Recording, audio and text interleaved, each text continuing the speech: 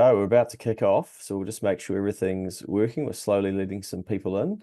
If you want to, just let us know in the chat if you can hear us. That would be good, so that we know that we're not talking just to ourselves and that nobody can actually hear us. And then we've got a little poll that we'd like you to participate in as well before we get started.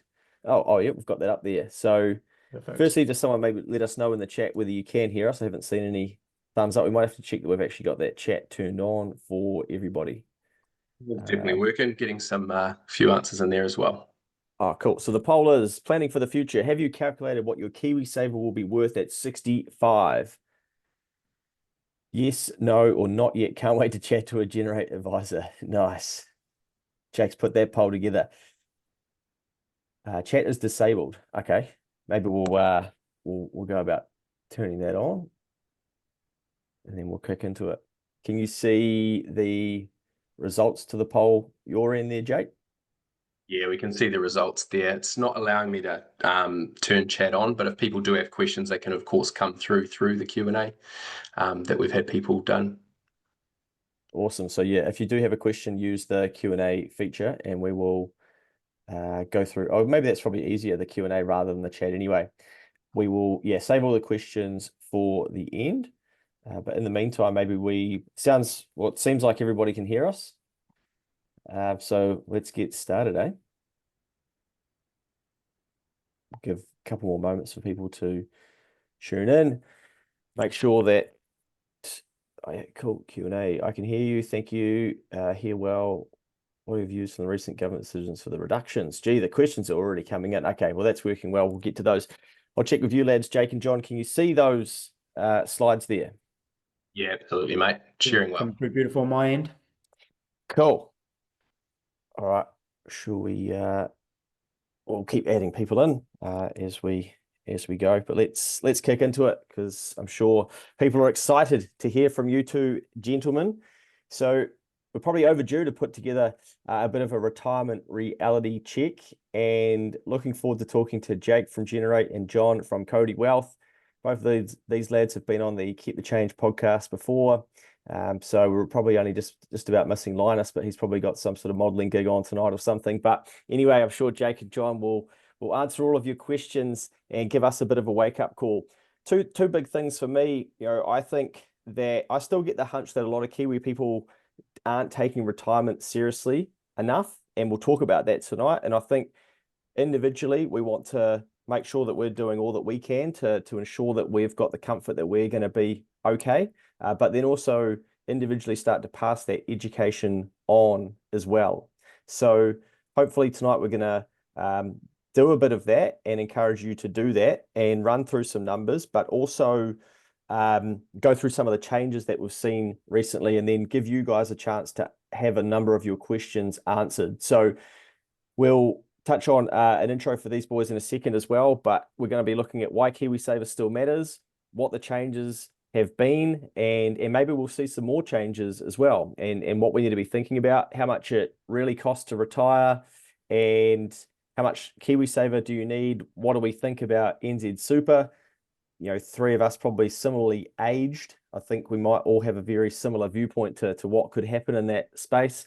And then the value of getting financial advice and how accessible it now is for a lot of us. Now, before we get into the nitty-gritty, I'll put on my disclaimer accent. The information in this webinar is for general information purposes only. It is not intended to be financial advice, but personalized advice based on your individual goals and circumstances. We recommend speaking with a professional advisor.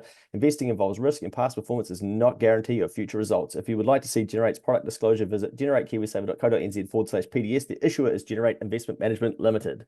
Never done that before. Righto. So hopefully you know who I am, or maybe you've come through the Generate avenue. If you don't, I'm Luke, the host of the Keep the Change podcast, and I'll give the lads 30 seconds to introduce themselves. Otherwise, I'll throw them under the bus and make up my own intro. But John, do you want to go first, and then we'll go to Jake? Perfect. I think I'd rather speak about myself before you go and throw a few comments about me out there. So, hey everybody, look, my name's John Bell. I run a business called Kauri Wealth. I'm probably one of the most passionate people that when it comes to the topic around KiwiSaver, and luckily I've got another two super passionate people on this webinar with me today. So, look, biggest thing from my side is I come from a real small town at the very top of New Zealand called Kaitaia. where I come from, I quickly realized that the words money, the words retirement, the words KiwiSaver were never anything in my day-to-day conversation. And so I set up my business to help everyday New Zealanders, just like yourselves, make sure they get the absolute best out of their KiwiSaver. And that's why I feel very fortunate to be here sharing a little bit of knowledge with you all today. So looking forward to sharing some stories and a few stats along the way. A very proud Northland man, and I believe he's just sponsored one of the rugby players' jerseys. Yes, that's probably one of the biggest dreams of mine. Was never good enough to crack it as a rugby player. So if you can make it, you got to pay to put your name on the back of the jersey is the way I look at it. Well done, mate. Good on you. And Jake? Yeah, so from the Bay of Plenty myself, again, very passionate about this space as well. Been working with Generate now for nearly 4 years, but bounced around a lot of different jobs through my sort of early career and just found that there was a lot of information points being missed along the way, particularly around financial literacy. So something like Keep the Change has always been close to my heart because it very much is about educating and empowering New Zealanders. So really privileged and honoured to be here today sharing with you boys, and obviously looking forward to diving into some of the most important planning we can do for our future around our financial learning. So here we go. Good man. And these two lads are, as well as other advisors, they are going into organizations and talking to individuals and talking to their children and all sorts all over the country. So if you do want to have them come and speak to you or your organization, reach out to them. I'm sure they would love to help if they do have the capacity. Let's get straight into it. So some changes for the first time. We've seen some changes in the KiwiSaver space that will impact every single Kiwi. Now, Jake, do you want to take us through what these changes are? We might have a quick chat about those.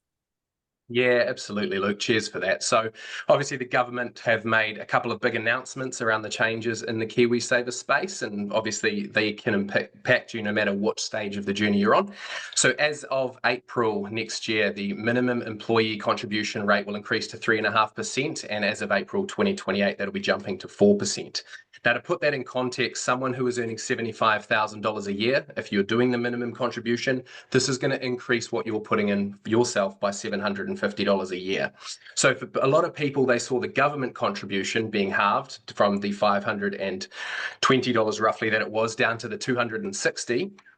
Now that it's been halved, a lot of people are kind of going, well, that's not fair. But the reality is you are going to see greater net growth because you're going to be putting in more. So it's about finding that balance.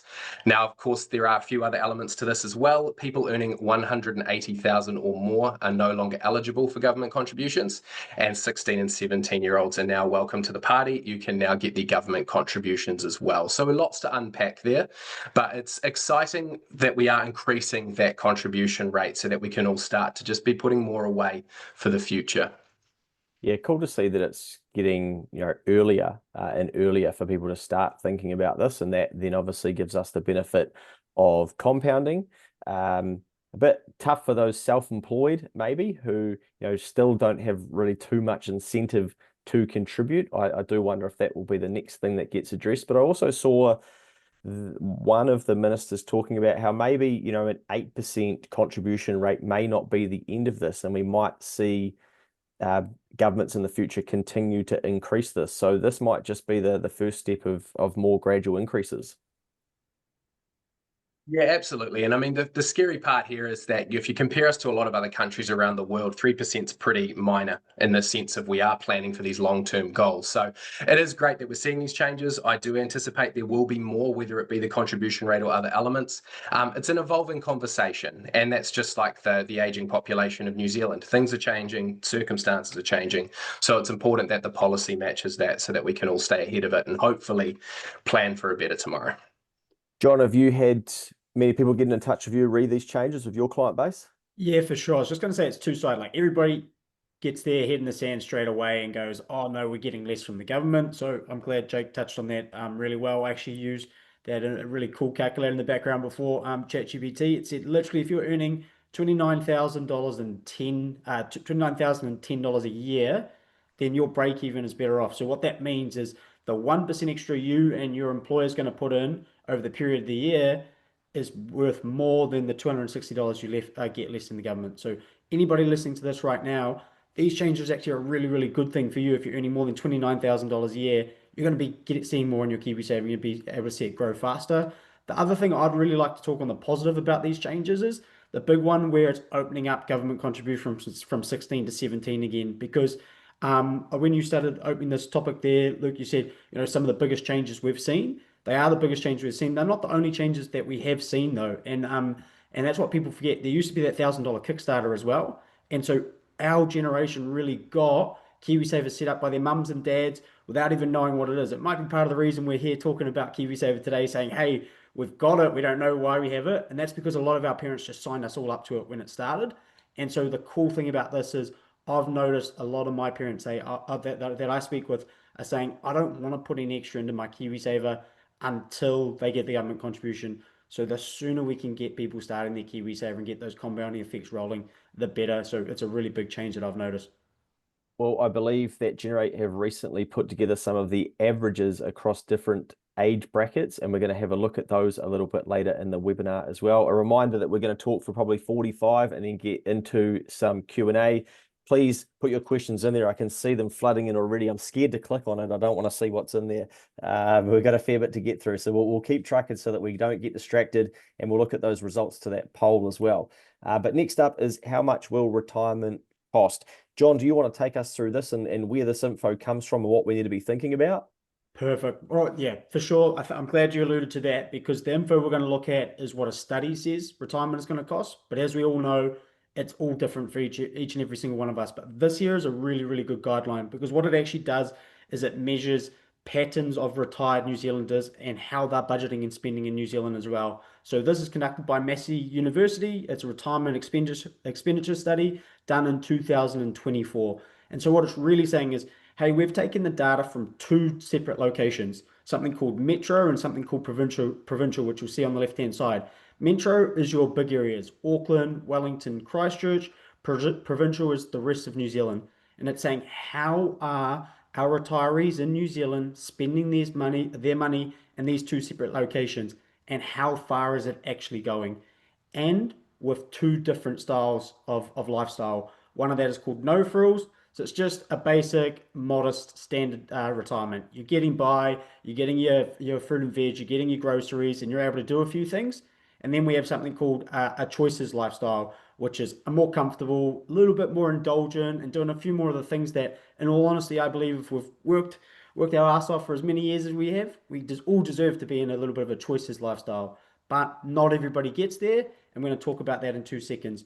So right now, the really interesting thing I always look at is people would say in a no frills lifestyle, everybody always thinks, oh, provincial would be cheaper. Actually, when we look at it on a no frills lifestyle, it's cheaper to live in our metro areas than it is our provincial areas, because everything is around us. So we're not having to drive all the way here to get the basic necessities for life and all those different kinds of things. So at $900 a week, $909 a week in the metro, and over $1,000 a week is what our retirees in New Zealand, and these are households, so 1 person or 2 person households, this is what they're having to spend per week just to get by on a no frills lifestyle.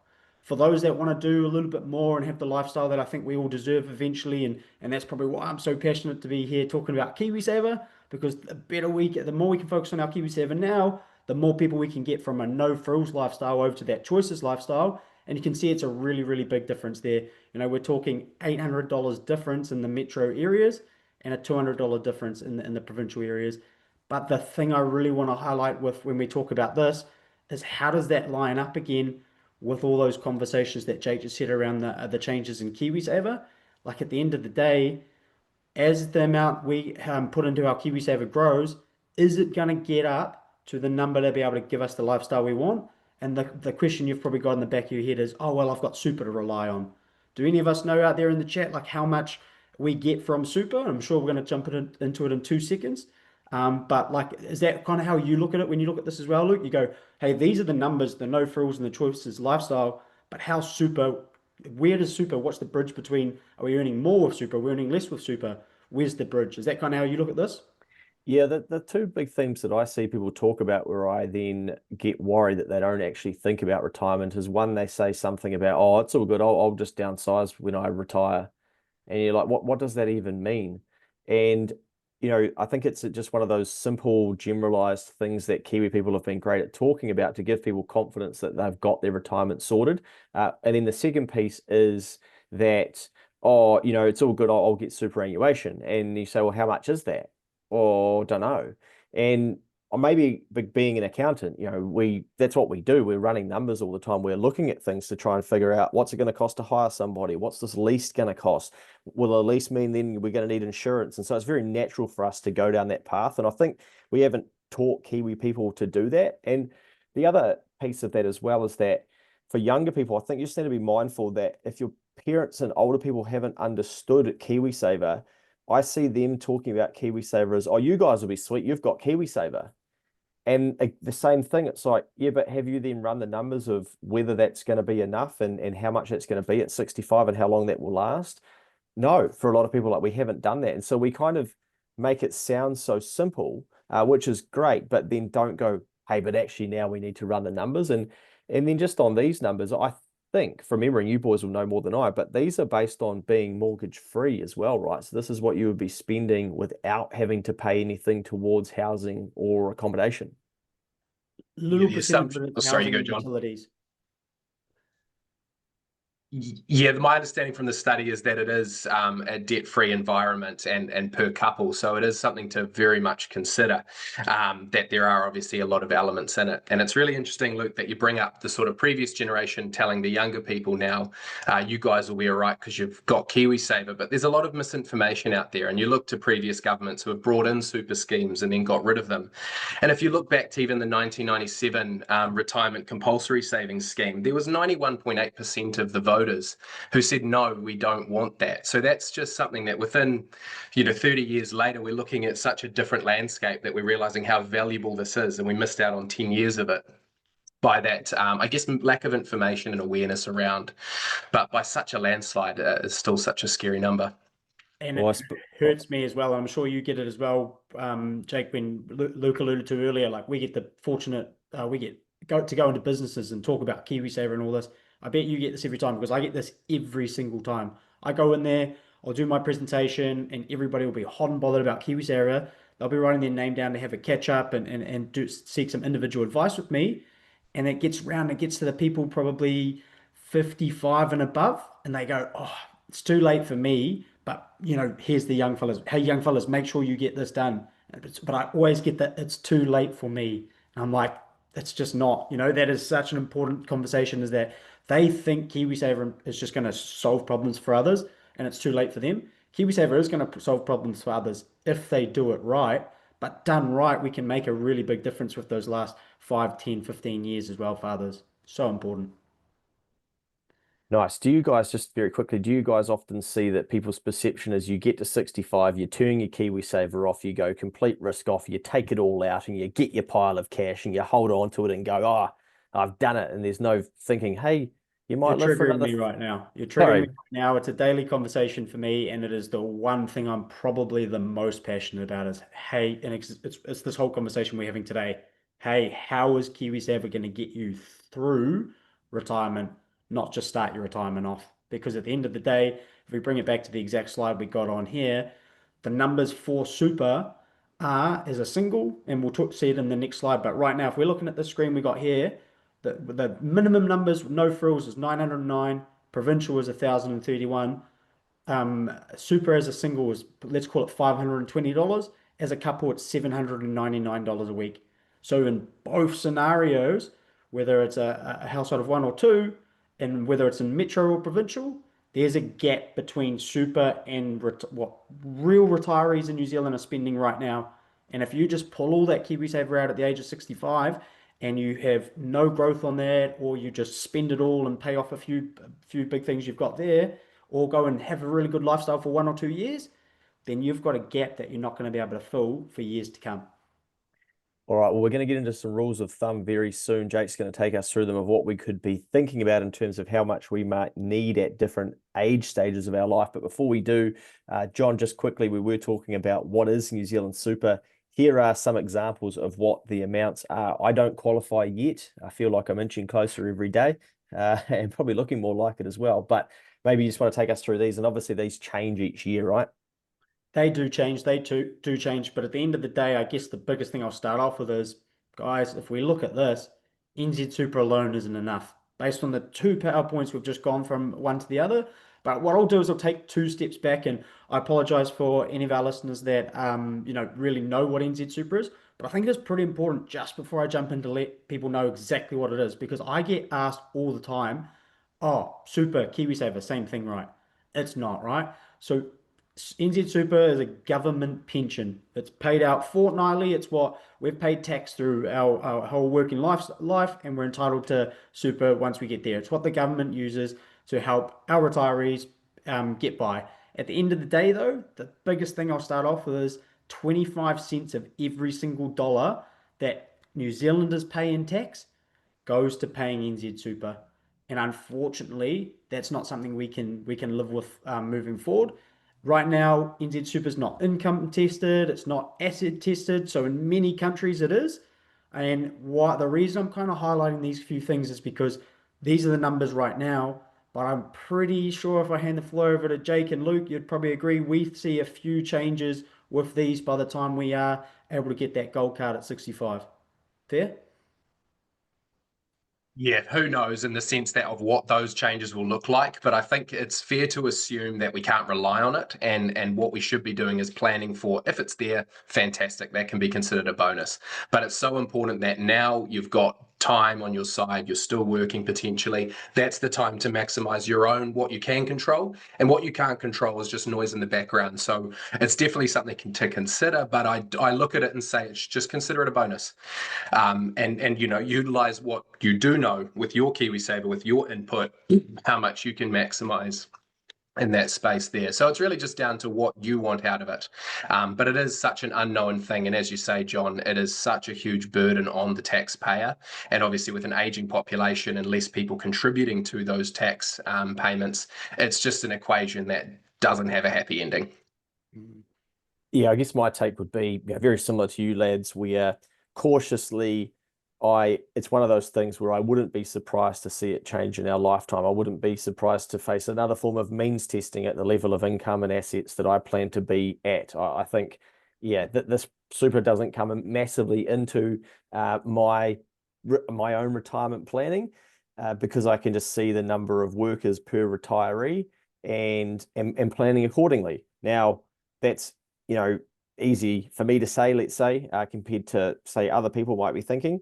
But I don't want you to then lose hope for yourself. But I think you don't want a change to come in this space and go, oh my, like, how can they do that and be, angry? And the sooner we can prepare for some of the potential changes that we will see in our lives, like means testing, like super changes, like a capital gains tax, etc., we can probably come to terms with it and make decisions about what we do going forward. But by no means do we know exactly what will happen, but it would not surprise me to see it changing. And I do think as well, you can't make big changes to it when such a big part of the voting base is benefiting from it. And I like looking at consumer behavior, right? So two things that I hear. Well, I hear baby boomers saying, you can't change that. That we've paid taxes our whole life for that. Whereas you hear millennials and younger people saying, that doesn't seem very sustainable, eh? I don't expect super to be there when I'm there. You don't hear baby boomers say that. They're like, oh yes, but like every now and then they'll have a nuanced convo about it, but they normally default to, you can't change that. No. Whereas younger people, I think, are already accepting, something might change in this space, but we'll watch that one play out. Right.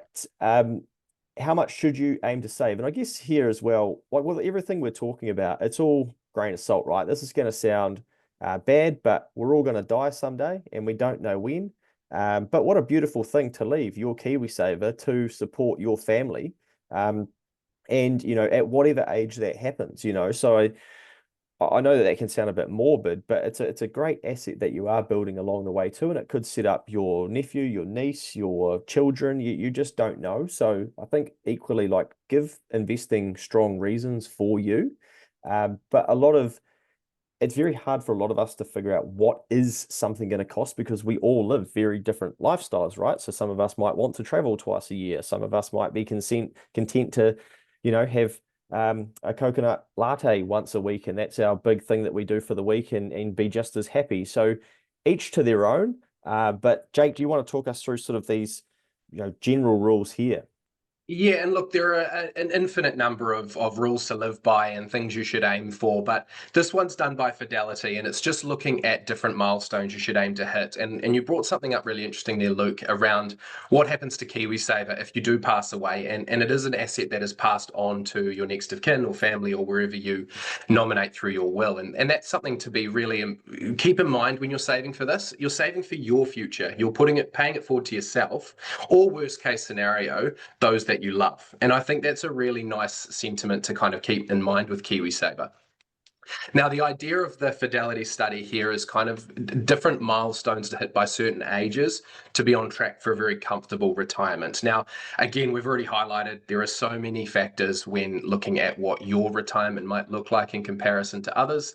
But just looking at here, if you've saved 1 times your income by the age of 30 and invested, 2 by 35, and then continue. Now, if you're earning, say, 65, 75,000 a year, if by age 67 you have 650 or $750,000 tucked away, that's a substantial sum of cash that you can be investing, utilizing, and obviously chatting to people around how you want that to fund your lifestyle. And it's something that the other lads have touched on already, but the way in which you access your KiwiSaver post 65 has a big impact. New Zealanders are a very talented bunch at spending money. There's no denying that, and that's to do with the cost of living and everything going on around us. So if everyone took all of their money out at age 65, what we'd see is a lot of people age 67 driving their nice cars to their job because they can't afford to stop working. And so that's what we want to really highlight is accessing your KiwiSaver in the right way and drawing it down in a way to maximize your enjoyment in your lifestyle is really comes down to planning, and it's really in your hands. So all these things to consider, but this is a nice rule of thumb that I'm sure Luke can make available for people just to kind of reflect on. Where are you on this scale? And of course, how are you on track for that comfortable lifestyle on your terms? I think the thing to remember here too is that it can be incredibly disheartening to look at things like this that seem so simple and go, well, I'm nowhere near that, or get into some of these averages that we will touch on soon. And two things, like this can sound a bit brutal, but if you're not an average person, like don't aim for averages. You know, I was taught that from like in my 20s, and it really stuck with me. I'm like, yeah, that's a good point. And we can sometimes compare ourselves to average and go, oh, but that shouldn't then just pull us down. We should be going, okay, well, what's that telling me? What else could I be doing? Or but then again, that's not very Kiwi to talk like that. But also remembering too that we go through seasons in our life. So, I've had a season in my life where I wasn't even contributing to KiwiSaver, and I thought it would be a dream to be able to do that. And I just wanted to get out of my credit card debt. And as soon as I did that, I'd be contributing again. But no, it just led to the next reason not to contribute. And, I lost a lot of that time to compound. So then in the season where I'm like, okay, Luke, you know the thing to do, like catch up, play catch up. And when we look at averages or sort of simplified rules, we can go, no, I'm going to tune out now because there's no way I've got 3 times mine at the age of 40 or whatever. Therefore, like I'm out of here and I'm off back onto TikTok or whatever. You can achieve a lot in a life in 5 years when you're really disciplined and when you go, right, you know what, I've got a bit of catching up to do, and we can go through those seasons as well. So don't be disheartened by averages and by rules of thumb. We're going to touch on the value of expert advice, and I've seen the difference between some of the averages that Generate users have in their KiwiSaver funds compared to the industry average, if we want to call it that. And it's pretty phenomenal to see how much advice can actually impact some of the numbers and the output. So, Jake, do you want to take us through these, or is this something for you, John? Happy either way. Like, I guess I'll hand the floor to Jake, but I guess the way I always look at like the real value of expert advice is analogy I use with a lot of my clients is like it's like turning up to a new town and we are Google Maps. If you don't use Google Maps, there's a chance you're going to get to the same endpoint that I'm going to get you to, but you're probably going to take a few wrong turns or arrive there late. My goal is to be Google Maps for you and say, guide you at each and every single corner to help you get to and in this case, the retirement or the first home number that you want as soon as possible. That's the most important thing. Like that's me giving an analogy to why I think it's important, but I'm sure if I hand it over to Jake right now, he can give you something with a lot more stats and a lot better than that. I really like that analogy, actually, John, because you're exactly right. We are all aiming for the end goal. 65, accessing this wonderful thing that we've been contributing towards along the way, but we want it to be as effective as possible for us. Now, the measurement of effectiveness in the space of KiwiSaver is obviously the value of it to us and how we can then utilize it post 65. The value of advice in any subject is measured differently, but it's so important. And this is something I've always lived firmly by, is you can't be an expert in everything. So it pays to know an expert in everything. And that's where I firmly believe if you are seeking advice on any subject, it's so important to make sure that it's appropriate. And this report, the Breaking Through the Advice Barrier report, really highlights that value. And I get money for a lot of people, is a very nervous subject. People get shy talking about it. People get embarrassed when they're not aware of what's going on around them. But I think the lack of our willingness to talk about it really shields us from opportunity. And when you start talking to those around you about what you know and what you don't know, that's where learning happens. And as Luke once said, learning leads to earning. So I'm a firm believer in utilizing advice around you in any subject. But of course, what we specialize in is this wonderful tool called KiwiSaver.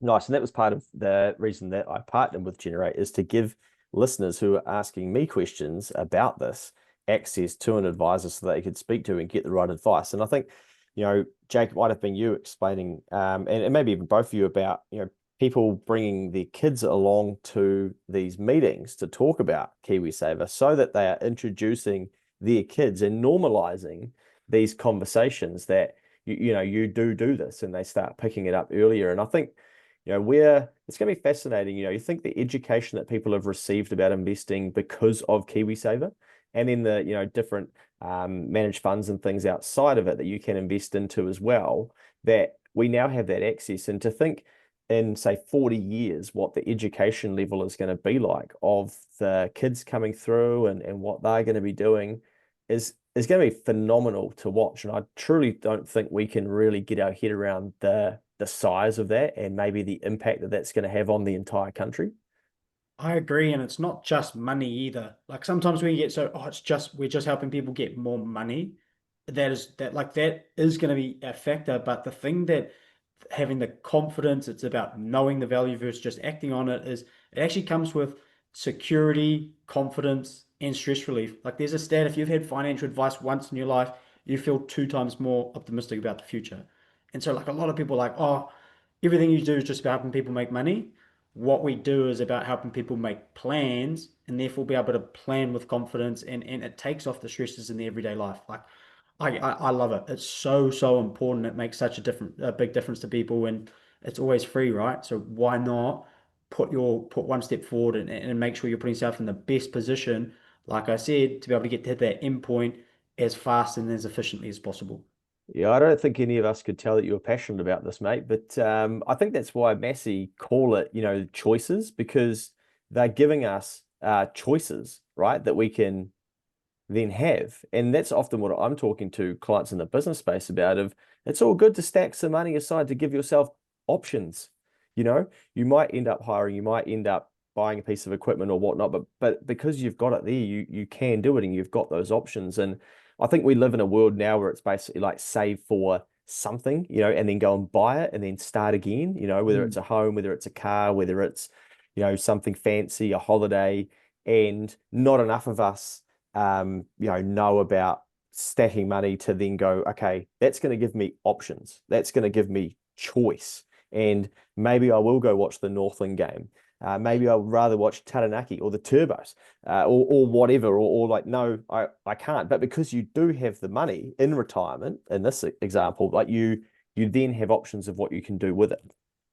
Correct. And like on both sides, like means more at retirement, more travel, more hobbies, but it also means supporting family as well. And that's a big thing I've seen with people in my community at retirement is, man, life doesn't always go fair for everybody. I want to make sure that as many people as I know and that work with me at Cody Wealth or with Generate have the ability that if things don't go right in their life, they can support those around them. But that's not going to come if you don't make the right decisions as well. So choices is on the good and the bad, but giving you flexibility at the end of the day, right? And before we get into these differences that Jake is out there grinding, himself to ensure that we can have these differences between the average and then the generate average. I think, if we think down the path with KiwiSaver 2, two great stories. One, I tell this all the time, but Stan, who come on the podcast, he was talking about how he's shooting for the stars with his business because he knows that even if he fails, he's got his retirement sorted, because that money is just going to compound through to a nice large sum. And by 65, he's going to be minted. So in his mind, he's like, why wouldn't I take heaps of risk in my life? It doesn't make any sense not to. He's like, I've already got that base ticked. So then that's giving him options in the here and now. And then secondly, I've been, speaking to the odd person who is getting, to that age where they can access their KiwiSaver, and they're like, oh, I don't need my life insurance anymore. Don't need to pay for that because we've got this sitting here. So again, it gives me an option. Do I actually need to pay for that? Now that's not, general, that's not advice to then, go and cancel your insurance. But again, you then start to get to think about some of these things, because you're investing and saving and building up a war chest that you then do have options. Jake, before we get too passionate about that, mate, take us through some of these differences that you guys are seeing out there via the different age ranges. Yeah, absolutely, Luke. And just to cover off that point as well around spending and stimulating the economy, there's been so many other countries around the world that have proven that when you do have people who are comfortable with where they're at with their retirement planning, there is more spending going on in their 50s and 60s. So a great example of this is, again, we're comparing ourselves across the ditch, and comparison is the thief of joy. But just as an example, you've got New Zealand's KiwiSaver fund is a third of the value of our GDP, whereas in Australia, their super fund is twice the value of their GDP. So you're looking at a huge difference here in the way in which people can retire. And it comes down to planning. And obviously, it's been around a lot longer than KiwiSaver. Now, these balances here are as at a few months ago. So this is to do with March 2025. So just so you're aware, these have moved a little bit. If anyone's been following the markets, you'll know there've been a few changes this year. I won't point too much at Donald Trump, but there have been a few bits and bobs. But of course, there's also been a lot of opportunity and growth going on. And that's where we do see members who are making more active decisions really accelerating here. Now, a huge driver of why generates members, you'll see in every single age range here, are doing better than the national average, is because by and large, generate members are made up of people who've made an active choice, not only with the provider that's managing them, but in how their money is being managed. Now, just to give you an idea of that, in New Zealand, about 46% of people sit in growth and aggressive category funds, whereas at Generate, we have over 80% of our members in those funds, because people are being informed of what risk actually means and how does that apply to people's individual circumstances. So it's about understanding what power you have, what timeline you have, and of course, your appetite for investment risk. And then we can build a plan that's more tailored to you and your journey. So obviously, you've got young people getting into KiwiSaver, first jobs, potentially lower incomes at that age range of 18 to 25. You'll see even at this level, we've got a higher balance, even though this is when most people kind of enter the KiwiSaver world. And a lot of this can also come down to parents understanding the value to themselves and setting up their kids before they turn 18. Now, that's obviously something that's at your discretion if it's something you want to explore about setting KiwiSaver up for your children. But you can see here the power that does is give them a head start. Now, if you've got young children at the moment, I don't know what the housing market's going to do in 20 years, but I don't imagine it's going to be a lot easier. So we look at that and go, well, how can we plan for that now? And things like this are a great way to kind of start those conversations. So instead of me reading every single list, hopefully you've got a good idea there of your age range, where you sit. And if it's something that you obviously want to make sure you're maximizing, there's always places like myself and John and the whole Generate team that we can give you this advice and support to make sure you're getting the most out of your KiwiSaver journey.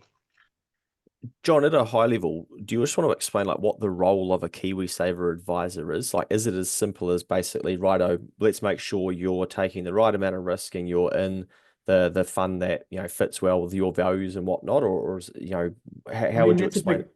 That's a big part of it. But if I was to just straight up be like, hey, what does a KiwiSaver advisor do? The honest thing I would say I do is I actually, for the first time in your life, hand the platform back to you and say, hey, what is your situation? What are your goals? And how are we going to get there? Because I think without an advisor in your life, nobody actually takes the time to have that conversation with themselves. They just sign up to this thing called KiwiSaver. Their employer puts some in, they put some in, and they're with a random provider out there or somebody they might have done some research on a few years ago, and things have changed and they haven't changed it. So what I'm doing and what Jake's doing and what really good advisors are doing is taking that time every single year to check in with their clients and say, hey, what is your situation? How do we make sure your KiwiSaver is designed for you as an individual, not just the law of averages and going with the flow? And so the biggest things we're looking at are, well, literally what you've put on the board, really. The first thing is always going to be your fund type. So making sure that you've got the right level of risk for your timeframes, whether that be buying homes or going towards retirement. And as you get closer to retirement, the conversation with an advisor and a client is not, hey, let's try and make you as much as possible. It's about saying what level of risk can we afford to give you the right amount you need at retirement and be able to have you live on that forever moving forward. So for me, if I had to sum up what is advisor, it's somebody that's working with you as an individual to tailor your KiwiSaver to you moving forward. It's that simple at the end of the day. Nice. And I think, it's a good reminder again, as I touched on earlier, we are sometimes our parents, as amazing as they can be, may not have the education and might go, oh, oh no, that's a waste of time, that KiwiSaver, and then that could put you back sometime. Go and have a conversation with somebody who gets it. But equally as well, I've been telling this story recently where I heard somebody talking about their kids' retirement and KiwiSaver, and they're like, oh, you'll be sweet, you've got KiwiSaver. My kids, they're going to have millions in there. And then they had this subtle pause and they were like, I think. And I thought, wow, like you don't actually know. But that's, I think, sums up the Kiwi sort of way, right? Of like, oh, they'll be all good. She'll be right, mate. They've got KiwiSaver. Well, again, like what are the numbers for that? And, individually, people can then lean on advisors like yourselves to help run those numbers. And I know, for me, when I started running some numbers on the sorted retirement calculator, I thought I was going to have way more in there than what the numbers were telling me. I'm refreshing it, going, oh man, I might unadjust this and get rid of that inflation toggle. I want the number to be bigger, but for the number to be bigger, Luke had to start, putting in a bit more, and accepting that, I did miss a big window of compounding. Right, we've probably talked enough, and I can see there's already 20 questions stacked up, so we might start getting to those. But we do have, obviously the advice can be blunt from us three lads at times. So we've got a couple of blunt umbrellas from Generate to give away. So two lucky attendees are going to receive those. I think we'll pick one person who has the best question, and Jake can judge that. And maybe then the second best question, and John can judge that. I was going to say maybe just somebody who is registered, but let's keep it for those who are asking a question. So there's an incentive to ask a question. Jake, do you want to own those questions? Can you see them from your side there, mate? Yeah, absolutely. More than happy to run these and ask them of the team. Now, obviously, we have answered a significant number of these questions. So if we do miss yours, we've either answered it or we'll come back to it. But we've sort of had ones along the lines of what are your views around the recent government decisions for reductions and things like that. So thank you very much for your questions. We've answered those ones through. But here's an interesting one. And this is one I often say to people. It's a really important conversation to have with an accountant. So lucky we've got one in the room. Someone who has a big lump sum of money potentially sitting in Aussie in a super scheme over there. Thoughts on moving that to New Zealand before they turn 60? What are your thoughts on that, both John and Luke? But we'll start with yourself, Luke. Well, geez, this is ugly because I actually don't know a lot about this. I stay away from pension transfers. It's a very specialized area of tax and can get very complicated. So yeah, you're probably best to speak to an accountant just to make sure that you're not missing anything. But I'm sure John would have some thoughts on the general side of bringing funds over. It's not, you wouldn't be the first person to do it. For sure. And so like Luke said, there are a few, most between New Zealand and Aussie, it is actually pretty simple on the tax front, which is really good. But there are a few little intricacies that always need to be discussed.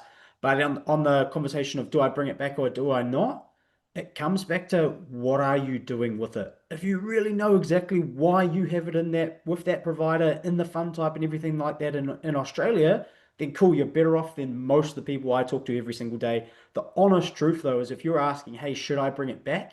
It's probably because you're going, I don't really know exactly what's going on with it over here. When you bring it back, you're going to be able to then lump it all in with your KiwiSaver, have more to benefit from all those compounding returns. But as I saw in that client, 59 years of age, you're going to be able to start putting the right level of risk to all of your assets, not just the part you're controlling back here in New Zealand. And so it's really about giving that flexibility and really making it individual for you again. So for me, if my clients are saying, John, I want to bring it back, I don't plan on going back over to Aussie, I'm going, hey, let's make that possible. And like, this one's hosted by Generate. Generate makes that very, very simple and easy for you. Anything you'd add on there, Jake? No, that's a good summary of it, mate. Absolutely support that space. And just to sort of follow on with another question around, do government contributions continue after 65? I just sort of I can answer that one and say, unfortunately, they don't. That is a period where they stop. But the idea of that is then the pension kicks in. So that's always what I remind people, is there is another form of government support which does pay more than $260 per year. So it's a win in that respect. There's actually quite a few comments in here that I can redirect to you, gentlemen, around the what if you're a sole trader, or I'm feeling a bit ripped off because I am self-employed. Do one of you, John, maybe, do you want to reference that and just talk to that, please? Yeah, I'd love to, because in all honesty, you are talking to a sole trader over here as well, team. So the advice I'm giving you is straight from the heart. I know it can be hard. One, we've never really been super incentivized to put too much into our KiwiSaver as sole traders, based purely on no employer contribution, obviously, but also just $520 a year. Now that's $260. People going, I'm less incentivized. I always want to look at it like this, though. The numbers I always talk to people when I'm talking about to sole traders is, look at time frames, right? If you put $1,000, if you started off with $1,000 in your KiwiSaver, and you put in just 1,300 dollars a year, 1,312, that's effectively you putting in your 1,042, the government putting in their 260. After 10 years, it's 20,000. After 20 years, it's 58,000. After 30 years, it's 138,000. After 40 years, it's 293,000. Over 50 years, it's 589,000. 60 years, it's 1.16 million. So even just doing the bare minimum as a sole trader, I know we're talking about a long period of time, but that's investing in general. That's KiwiSaver in general, right? I'm trying to get across, what would you have done with that money instead? Would you just leave it in your bank account earning 2% a year? Let's actually say, hey, yes, it's only $260 we get from the government. We're only putting in $1,042. What is the opportunity cost of that money? And for me, that's why I'm always like, hey, as sole traders, at a minimum, do the bare minimum every single time of the week, because of those numbers I just talked about, but also just use it as that compulsory saving mechanism as well. The way I treat it as a sole trader is I go, hey, if I was in a salary job earning what I'm earning right now, I used to use 3%, but I'll be taking it to 4% and saying, what is 4%? I need to put that in every single time. And the more you earn, I would say, oh, well, I'm missing on the employer benefit as well. Chuck a little bit more as well, because the numbers are so undeniable. And the way I always look at it is opportunity cost, right? What would I be doing with that money if I wasn't putting it into my KiwiSaver as well? Nice. So just to add as well, a lot of SME business owners in New Zealand are a little bit delusional with the old, oh, my business is my retirement plan, but then haven't actually had a conversation about what's it valued at, how can we improve the value of that, when are you actually going to retire, what's your identity, what will you do if you sell it, etc., etc. So again, like another one of those classic Kiwi slogans of, oh no, my house is my retirement plan. What does that mean? Not sure, hadn't really thought about that. Oh, my business is my retirement plan. Okay, how? So yeah, and also I'm confident that you've got large advocates now for sole traders like Henry, 400,000 people working in that sole trader slash contractor space. You get Henry that start representing 100,000 of them. They're saying to the government, hey, this isn't good enough. What are you doing? You can't just ignore 400,000 people. We're representing 100,000 of them, and I know they feel pretty strongly about it. So I wouldn't be surprised if the way the economy works and people work now has really changed. So I would be confident over the next 5 or 10 years we'll see something change in that space. I hope so anyway. Awesome. And just to kind of let everyone know, we are not going to get through all of these questions unless anyone wants to do an all-nighter. And the time that we are answering one, we are getting many more. So appreciate that, guys. One I will just reference here is asking if the advice is free from an advisor. Now, obviously, there are a lot of different platforms to seek advice in New Zealand around financial. In the space of KiwiSaver advice on behalf of Generate, myself, and John, this is an obligation-free session. This is a chance to look at what you're doing without any obligations, without any pressure. It's just a way to make sure that you're on the right track, because it's your money at the end of the day and you're working hard for it. So you deserve to have your money working hard for you as well. So I always think that's something that people should have access to in our economy. Now, one really good question here that might be up there for one of the front runners, and I'll leave this to you guys to answer, but how would you determine the quality of a KiwiSaver fund other than just the yearly return? Are there any other factors that we should be considering?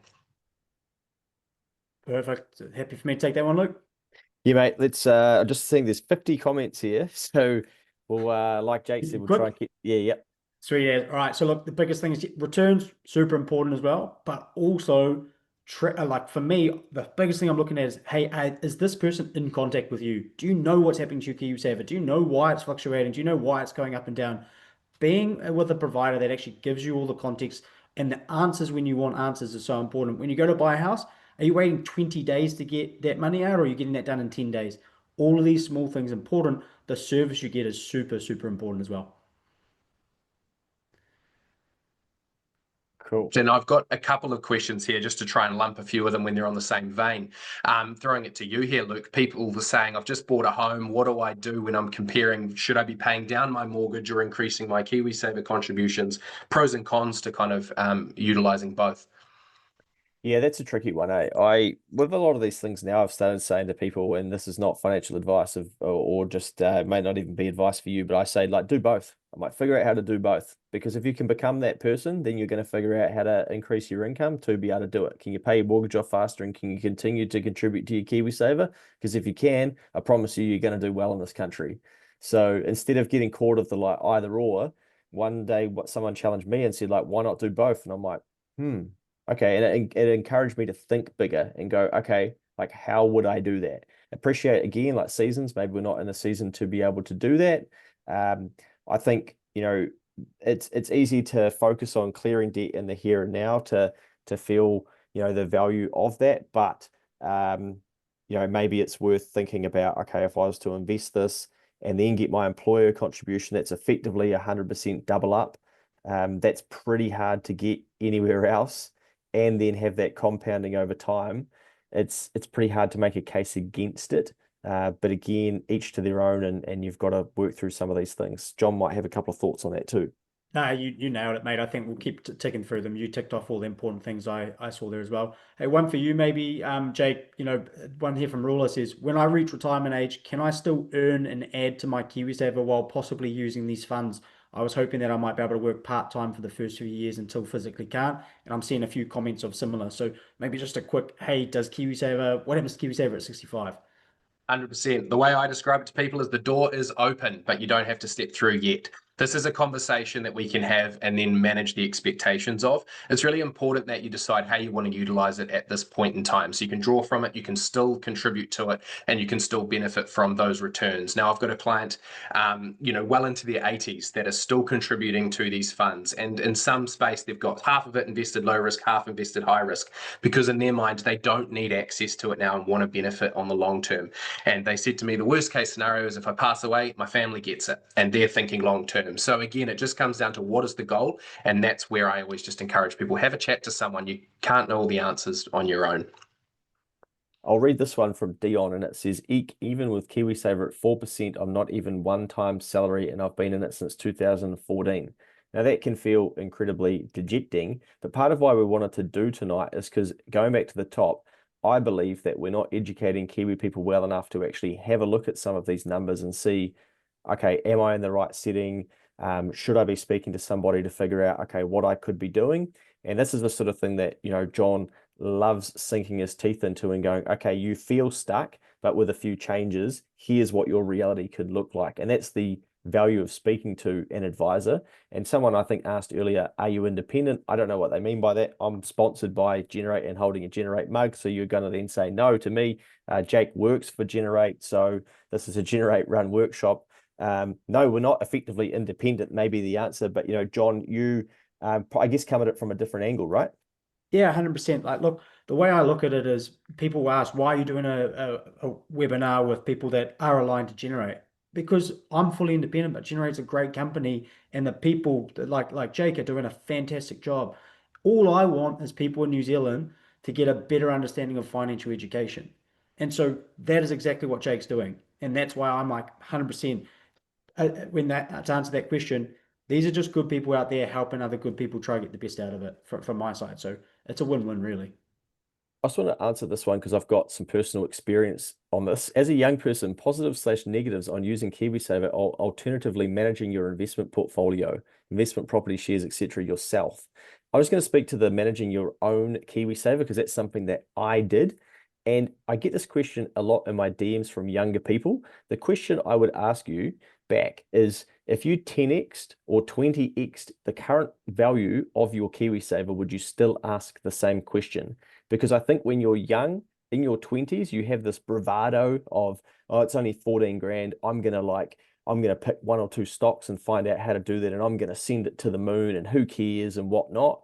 One day that fund is going to be a lot bigger than that. And I have a hunch that you'd be like, I actually wouldn't be confident managing 140 grand of KiwiSaver, but I might hit 14 because it doesn't seem like a big figure. So it may just reshape the way that you look at it.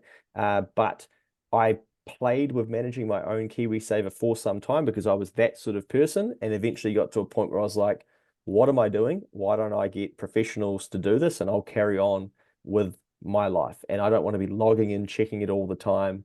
And also, trying to move it around.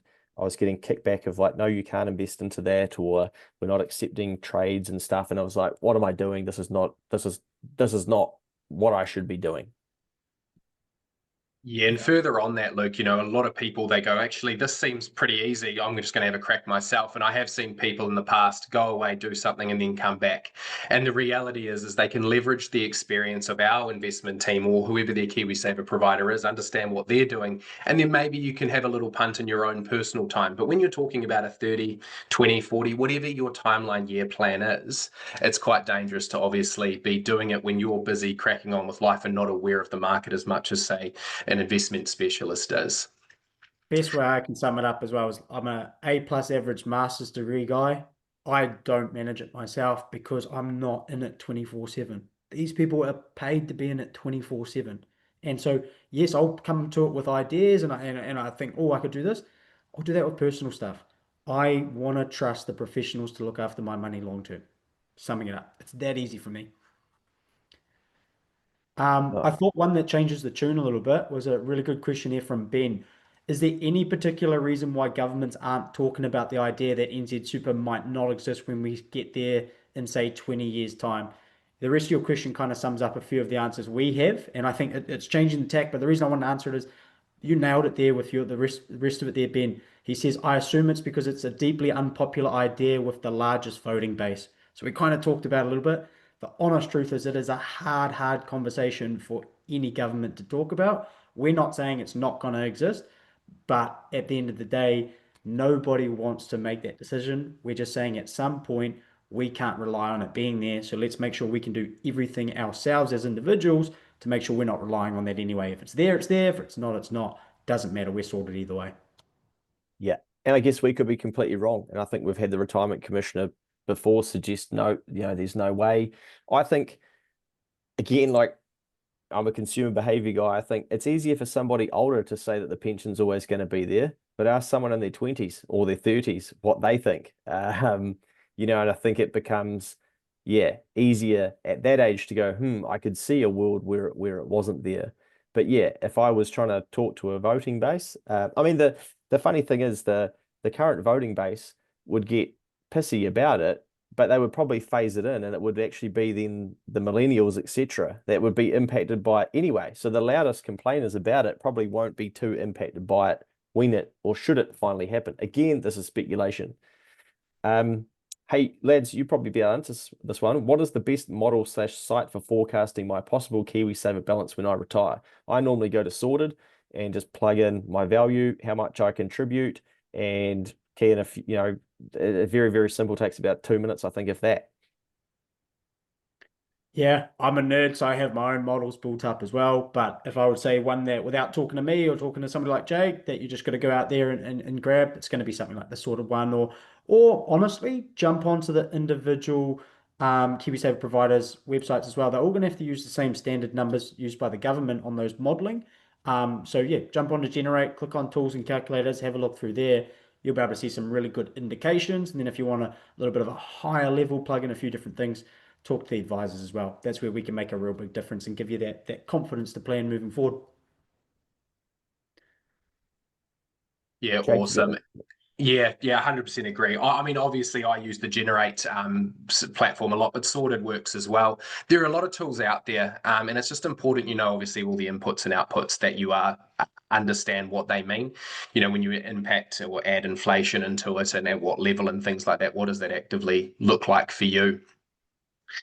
Just seeing a lot of different people sharing their personal circumstances in the form of questions saying, what should I do? Now, obviously, we would love to address these, and these are the exact circumstances of why John and I have a job, because we want to help you. And so if anyone does have any personal circumstances, because we're not going to be able to answer all of them today, you can head along to generatewealth.co.nz/change or reach out to John and have these conversations so that we can help you understand your circumstances instead of more of a generalized space here today. Yeah. And you're going to be talking to real people as well, team. I think that's the really important thing. We have that hesitancy in New Zealand to reach out and, oh, we're just going to get put in. You're going to talk to real people. So if you do have those questions, we'd love to be able to help you out. Claire Matthews, I believe this is who puts together the data at Massey there. I think I've got that right. So Yeah, it says, it's either a coincidence or it's the same. yeah, who is going to elect a government that says they're going to make major changes to NZ Super? Perfect, exactly. And us Correct. older people had the same thoughts when we were younger. I think Claire might have said earlier on too that they've got some new data coming out. The 2025 Retirement Expenditure Guidelines report will be out in the next month. Geez, she's on here contributing as she so often does. Great university, Massey University, one of the best in the country. So yeah, keep an eye out for that new data. But that's where the data comes from that we were talking about earlier when it comes to choices and whatnot there. So right, what else have we got? There is I think just some of these, like you say, there might be individual advice needed. But also, if we don't get to all of them, then if there's some clear ones that you definitely wanted answered, then fire an email to Jake or John or the team at Generate, and I'm sure they'll try and get to some of those answers tomorrow by emails or on social content. But need to ensure that we're not going down the rabbit hole too far, or getting into personal financial advice. Absolutely. Luke, did you want to go through a few more questions or what Yeah, would you yeah. like to? Yeah, I've got one here that is a very important one for me. It's someone who is in an actively managed fund and looking at the more low fee options. What's the pros and cons? And then you've just asked the question that is age old. What is better, passive or active management? It's a conversation worth having in the sense that good managed investments often will outperform. You've got passive, their goal is to perform at a market level, and you've got active, which is the goal to outperform the market and putting the right infrastructure in place through the means of fees and funds to outperform that with talent and all the rest of it. So it's important to remember to do the homework, make sure you check, and there's really great tools out there to compare the results of those different providers, Morningstar report, things like that. So really great question on that space there around active versus passive. And there's a lot of questions in the chat I see around fees as well. So just to build on to Jake's answer there, look, for me, you do have to understand that there's two conversations within that word, right? There's fees and there's returns. So at the end of the day, always make sure you are comparing the real numbers, the returns after fees as well. That's the number you're caring about at the end of the day, right? And I've always said to people who said, "Oh, I want to find the cheapest option." I said, "Do you do the same when you go to build a builder, a doctor, a dentist, any other industry? What defines quality and cheap is not necessarily the way to go." So it's about finding the value proposition, which is why all KiwiSaver providers are compared on a returns after fees comparison. And Generate, of course, has some really phenomenal ones for the long term, for the great work that they're doing. Perfect. Marianne's asked probably the most basic question, but possibly the most important question. What are the biggest mistakes people make with KiwiSaver and how can I avoid them? Jake? Yeah, great question. Great question. Look, it's a tough one in the sense of there are a lot of mistakes that can be made. And I think the major one is just doing it because someone told you. You can I walked into a bank the other day and they said, oh, what's your KiwiSaver doing? And of course, that's just part of their sales pitch. And that's across the board. Someone's just saying, hey, you should do it because it's there or because it's visible or whatever it may be. The reality is you've got to find out what's important to you. Is it the support you receive? Is it the nature of the responsible investments that your provider might engage in? So it's about finding out what's important to you and then going out and finding a provider that supports that. But I think the most important mistake people are making is they're ignoring it. It's a tomorrow job, kick the can down the road. The reality is the only person you are robbing is your future self. So take action and understand that you have a limited amount of time. My job is to remind everyone that they're getting older. So not a great party trick, I'll admit, but the idea here is it's important that you utilize that time to maximize your chance with it. Three things. One, I had a mate who was 10 years into KiwiSaver, and that's when he first learned he was in a cash fund the whole time. So Yeah. basically, he was getting no investment returns, and it was almost like we all just cracked up laughing because he was just like, "How have I not known this?" And yeah, and secondly, the thinking that it's too late for me, but forgetting that we can live a long time, and there's a lot of success comes later on in life. Yes, we want to get compounding earlier. It's funny how when we get older, we think, oh, we don't have time anymore. But when we're younger, we go, oh, I'm not going to invest because I've got heaps of time. So like both mindsets get us stuck. But, I think I had that dangerous mindset in the 20s of kind of, I'll worry about that shit later. I'll make good money. Don't need to worry about. Didn't really understand compounding and like missing a decade of compounding. And then, you see now some people create content in late 20s on social media. And it's like, I started investing at 15 and here's what I've got. And it just triggers people. They're like, what? How can you have that? Your parents must have given you the money. This is BS. Where can you get those returns? And people just lose their minds because someone's basically making content about investing for 14 years at this stage. And some people are just getting into thinking about investing. And here's somebody going, oh, I've been doing it for over a decade and a half, and I've got plenty. So the sooner we can start with anything in life, exercising, investing, compounding, is on our side, and it's so valuable. Everybody takes a shock in their life to then look back and go, I wish I started that sooner, but we don't need that. I agree. I always get when I'm out talking face to face with people that, oh, I'll worry about that later on. My answer to that team is if you spend 20 minutes worrying about it today, you're not going to have to worry about it all your retirement. Or, if you do worry about it later on, you'll be worrying for a long, long time. 20 minutes today can save a lot of worry in the future. There's a question here. What's one smart KiwiSaver strategy most people overlook that could make a meaningful difference to their balance, whether they're saving for a first time or retirement? Now, this is going to be like, oh yeah, cool, privileged answer, man. But I did content ages ago on like try and get your KiwiSaver to 100K.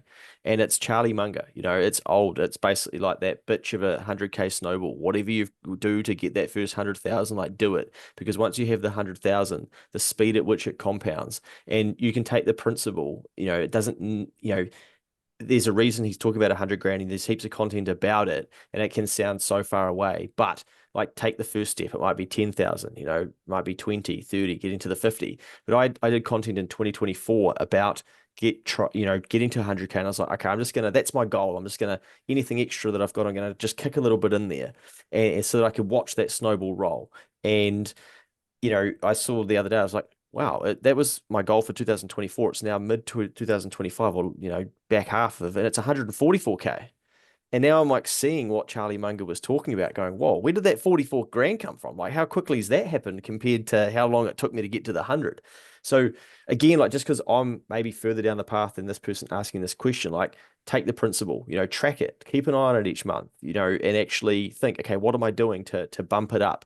There's no silver bullets. Make sure that you've got your employer contributing those sorts of things and you are getting the government piece. But then it's, understanding your own goals and where you're going to invest. But again, you might want some individual help on that. And I'll give you one tip on how to get to that 100 like Luke was talking about, which is one tip I give a lot of people is if you work a salary job or a wage job, at some stage you're going to get a pay increase. It's just given. It's going to happen.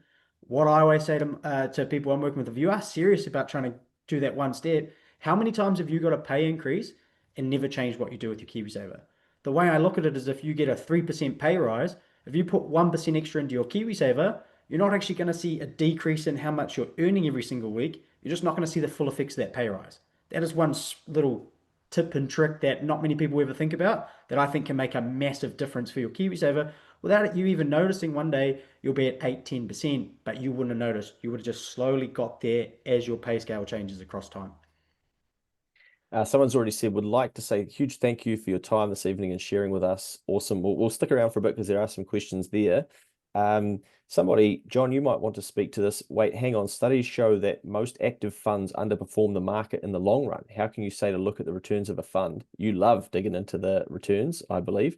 If past returns aren't indicative of future performance, if an investor can't control returns, they can only control the fees. Do you want to speak to that?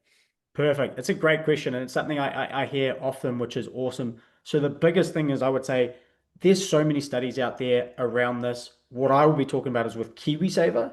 If we look at returns after fees on a KiwiSaver basis over the long term, right now the active providers are right there. And when I say right there, actually right above. So the thing is you've got to make sure you're always looking at the right content. In this space, KiwiSaver, don't be too worried about looking at just the two numbers individually. For me, when I talk with people, it's always returns after fees and what other things come with that as well. What providers for my clients that are going to be able to, that are wanting to buy a home, who's going to give them the quickest turnaround times? Who's going to be able to get them the opportunity to get that first home as soon as possible? So for me, I'm looking at returns, I'm looking at fees, and I'm looking at everything above that, which makes this whole thing called KiwiSaver to round up and say, hey, and the best part about it is, again, me being a little bit different with being independent, I show you all the options. You will choose.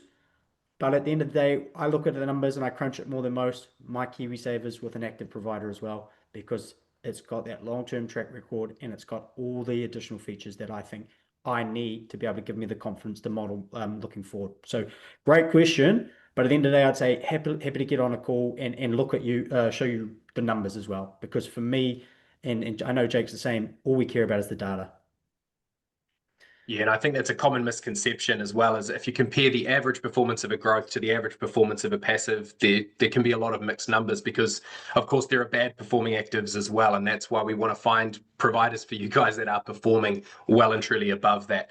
And the reality is if if passive providers always outperformed active, like some of the studies might skew, why would active providers even exist? So the reality is there's enough data there to show you that those that do perform well, perform above market averages consistently, and that's obviously where we want to help people understand their power is. Oh, John loves those Morningstar reports. He's had them up on screen in my office one time and up like it was a whiteboard pointing at the screen, and we almost had to say, "Hey, take a step back, mate. Come on, come on." He loves it. Hey, there's a few questions in here along the same theme, and I love talking about this one.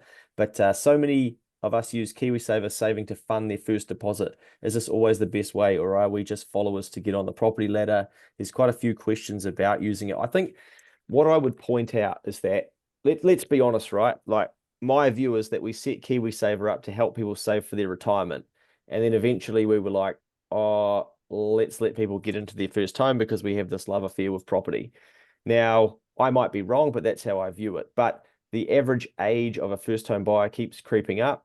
That's then decreasing the time that we have to compound. So what are we going to do when we reset that thing back down to zero or a little bit at 35? We're going to look at it and go, oh, well, KiwiSaver is not really part of my retirement because there's nothing in it and I don't care about it. Or I feel dejected it's low again. And so, and now we've got 30 years to that time, or maybe 40.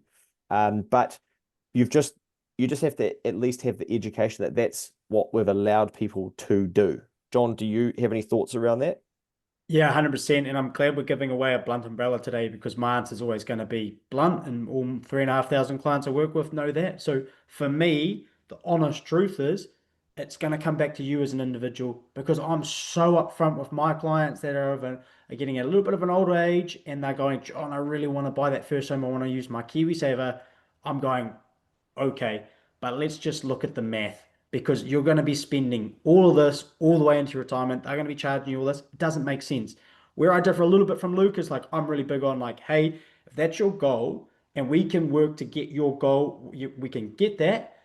But do we have a plan in place for once you do that, we're not just going to forget about this KiwiSaver thing and have nothing at retirement and have the old adage of, oh, I've got my house, I'll downsize at retirement, I'll be sweet. For me, it's about how can I supplement both. But I am open with saying to my clients, 100%, let's use it for your first home, but let's make sure we've got a plan in place to help you get back to these numbers. So when I'm talking about people with first home, I'm also talking to them about when we pull it all out, what are we looking like at retirement again? What is our model? Does it all stack up? Does it all make sense? But I used it for mine. Is the best way to put it.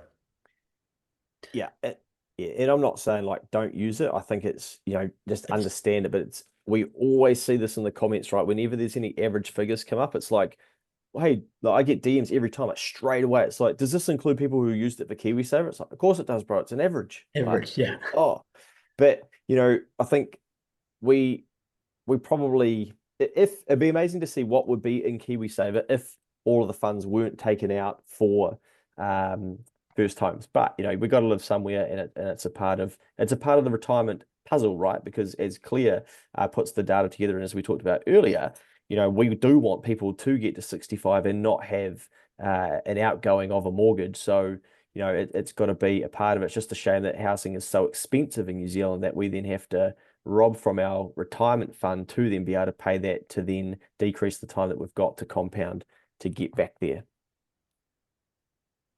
Yeah, 100%. And for me, it's just math, right? And it's exactly what you're saying. It's just math. Does this make sense for you in your situation? Hey, I forgot to touch on earlier, but Jake, these averages, right? They are dragged down effectively by people who don't contribute, because this is, say like an average is tracking everybody in there, right? So those who don't contribute or have, really low amounts and aren't contributing, they're gonna effectively, pull the averages down because they're not contributing, but they're still calculated in the figures. Yeah, absolutely. That's the stats from the FMA. So yeah, it very much is including everyone. So there's 3.3 million people in KiwiSaver as at this report. So, there's a lot of people at different stages within that, whether they were signed up, never contributed, and all the rest of it as well. And that's kind of a big part of this puzzle as well, as there are far too many people out there that are ignoring this, not contributing. It's just sitting there as something that isn't working for them. Everything else in life is working against you in a sense, so why not get this working for you as effectively as possible? Good question here. What is a good way to plant the seed of thinking about KiwiSaver to mates, workmates who may not be in tune with it, and try to direct them towards seeking advice? Just tell them up front, you're not living with me, mate. Yeah. Great question as well. At the end of the day, it depends how long you've had your KiwiSaver sorted as well. I know a big one, my clients. So like a lot of my business all comes from word of mouth. And so how a lot of my clients do is they honestly sometimes just turn their KiwiSaver around and say, hey, I've been working with this guy for this long and this is what I do. Have a think about it. Or I'm so upfront with, I should say, pass my number or pass their number on to me and I'll give them a phone call, because it's a one conversation in a lunchroom can, if they take action, make such a big difference. So it's just the key there is how do they take action? For me, it's whether you allude them to one of our websites or you just say, hey, here's the number of the guy, give him a chat, give him a call because he'll answer. Nice. I think there's a few people asking if this is recorded and whether they'll get a copy because they might have turned up a little bit late. I'm sure the team from Generate will send this out. Lads, do you guys know this? I was never able to use the first home buyer grant. I just missed out by a few months before it came into effect. Is there any way I get a chance to use it on the next larger house I would like to buy, even if it would be just the amount I had before my first home purchase? I I don't know. understand the question correctly. Was that the first home start grant they were talking about, which did cease to exist? But if they're talking about the first home access and deposit, using your KiwiSaver can be used once. And if in the environment you didn't use it for your first home, the only way you can do it is through the second chance withdrawal, which is a very complex process, and you have to meet a very strict criteria. And that's definitely something worth chatting to your KiwiSaver provider about, and it is measured. Kāinga Ora are the ones who ascertain whether or not you qualify for that. But it's really important to be aware of your circumstances. And as I say, it's very strict. So it is generally designed for a first home buyer. And there are very few occasions where a second home buyer, if they were in the position of a first home buyer, could potentially explore it if they didn't access it that first time. Yeah, again, being blunt, but this is how I would answer. If you're a client of mine, Simon, this is how I'd answer it. I'd say, mate, I actually hope you're not in a position to be able to use your KiwiSaver again. And you might go, why? Why are you saying that to me? Because the honest truth, Simon, is if you are in a chance to be able to use it for your next home, it means you didn't make money on the home that you've purchased right now. You're back in the position of a first home buyer, all these kind of things. And I don't want that for you. Unfortunately, you weren't able to use it. The benefit of that is, mate, you're able to just look long term with it and get the most out of your KiwiSaver at retirement and focus on building the house through another means. Yeah, All right. absolutely. And sorry, I had another question here that came through that was, do you think that the minimum age to access KiwiSaver will increase from 65? And this was a point we were talking on just before we went live. So any of you lads would like to comment on that one? Perfect. I'd love to, because for me, this is just a personal opinion on this, but the way I look at it is if I feel that KiwiSaver is going to, oh, sorry, Super is going to go from 65 to 67 to 70, and by the time I get there, 75 or older, I genuinely believe KiwiSaver will stay at 65 because it's going to allow people that want to retire at 65 to bridge that gap between 65 and whatever age Super is at that point in time. That's a personal opinion of mine, but that is why KiwiSaver is set up. It's set up to help people have the retirement they need and want. And so if people want that from 65 onwards, then that's the way it's going to be. That's how I look at it. How about you guys? I think if they change the access date, like we'll probably see some people camping out the front of bloody the beehive again. Like I do think that there's enough people in it now that would be, especially as it snowballs and gets bigger, you know, we're at about 129 billion now, I believe. That's going to compound if they all of a sudden say, you know what, guys, like you can wait for another 3 years to access your money that you've put aside. Geez, I reckon there could be some dark days down there in the '04. It's a good point. We've probably only just got over the government's going to steal all my money if I put it in KiwiSaver conversations. I don't know if we want to open that can of worms. Yeah, absolutely. It's such an interesting one in that respect as well. And there's all these conversations about people who maybe want to retire before 65 as well. And there are other ways to invest your money too. But this is the important thing, is have your KiwiSaver set up so that at 65 that can kick into gear and take over. And as you say, if things change, we'll be there with picket fences. I don't know if I can say that on behalf of Generate, but I'm sure we'll be there in the sense of representing you when the government tries and make changes that might negatively impact members as well. We're advocates for our members. I think just one thing that, you know, is kind of coming through these comments as well, like all these questions about 65. Like, you know, I heard a story once where the person turned 65 and they just kept it on full aggressive mode, and, you know, that's not their sole source of retirement funding. So they're happy to take risk, and basically they slowly spend it down, and it's, you know, they might look at it and be like, oh, wow, all of my spending for last month was effectively free. It's a big amount in KiwiSaver because the compounding growth of it has grown beyond what they actually spent in that month. And it's basically, that's their plan. And they're just going to have it full risk until, and so again, not financial advice or saying to do that, but it just, I think, you know, it opens your mind to, oh, okay, different people at different stages of their life and different amounts are looking at these things differently. I agree. There's a question in here earlier from Nikki who was saying, like, we were talking about how we can take the risk out as we get into our, late 50s, 60s. And Nikki was going, why would I want to do that, John? Hopefully there's still 20, 30 years for that to grow. 100%. I hope most of my clients and people listening to this are going to be in a position to not have to worry about KiwiSaver at 65.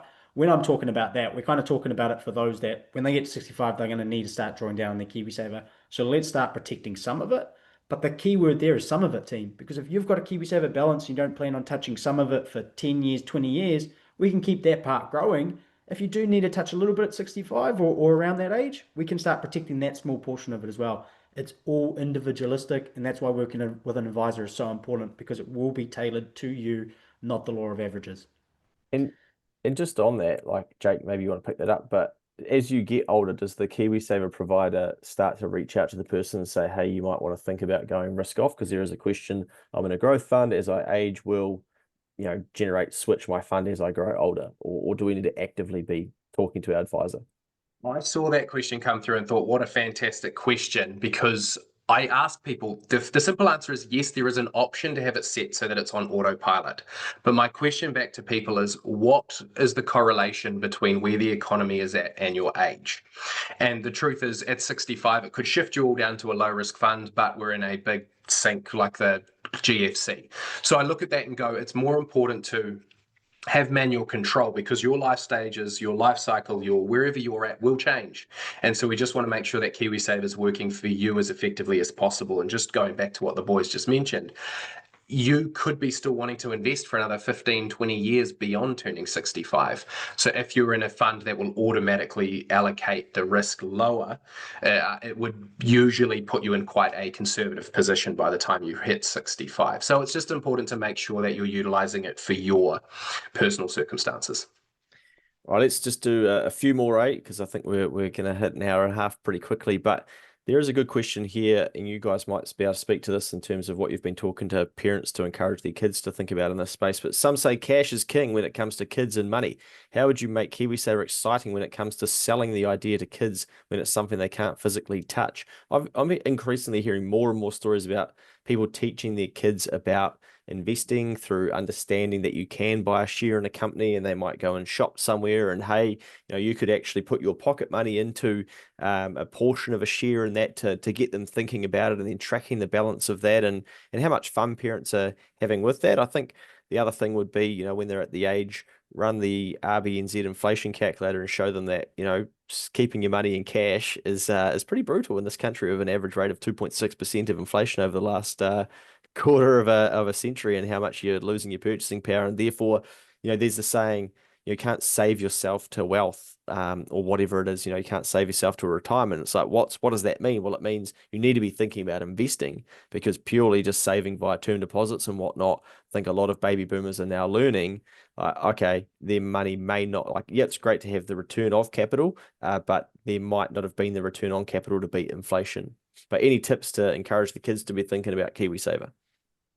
Yeah, great question. And this is what I do love about the providers that provide apps that are very visible, in the sense that if you've got someone who's 15 and just starting their first job or something like that, you can actually give them access to see exactly what's going on, how it's being invested for you, what that growth actually means. And that can be conversations around the dinner table where you are encouraging them to start thinking about investing. And using Generate's app as an example, you can break it down and see exactly where that money, what company your KiwiSaver is being invested in right now, and that just gives you that transparency around how your money's being invested. And I think that's a really cool tool for young people to go, I recognize that, I know that company, and also see the hard work that they're doing if they've got a part-time job or something like that, and what that's building towards for their future.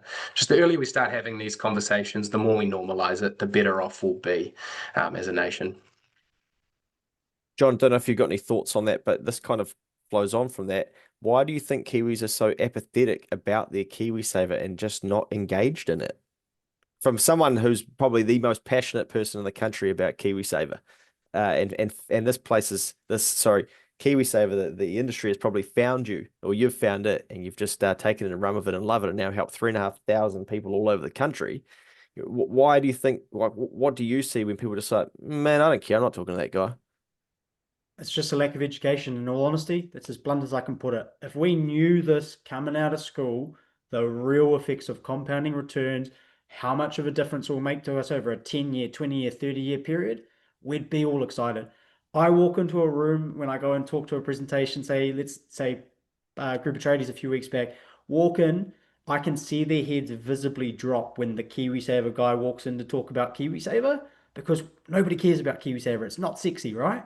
But when I talk to them and I show them the facts and the figures, I can genuinely see people sitting up on their seat waiting to be able to come and have a chat with it. So I honestly think it's just a lack of education, but the more people that are educated in this space, the more that care about it. I mean, we've had over 200 people join us here today, which is fantastic. And that shows me that that tide's kind of turning in New Zealand. And we are starting to care about this kind of stuff.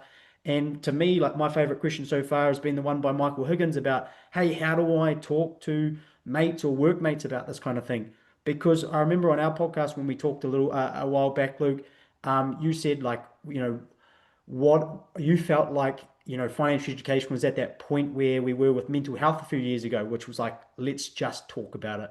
And that's the honest truth is all three of us want is let's just talk about financial education in New Zealand. If we talk about it, it's going to make a really big difference.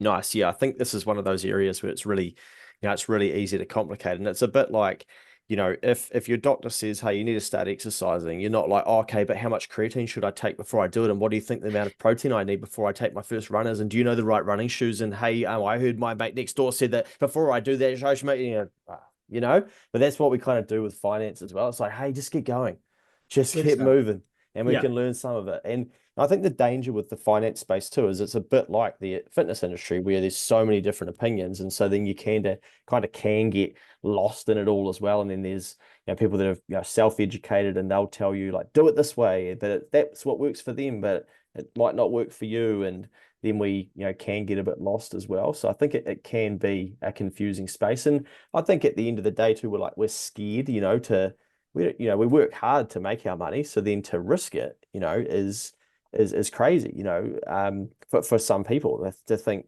some people tell me like, absolutely no way. I've dabbled in shares, and, it wasn't for me. After 3 months, we were down $200 and like never again. I'm like, wow, okay.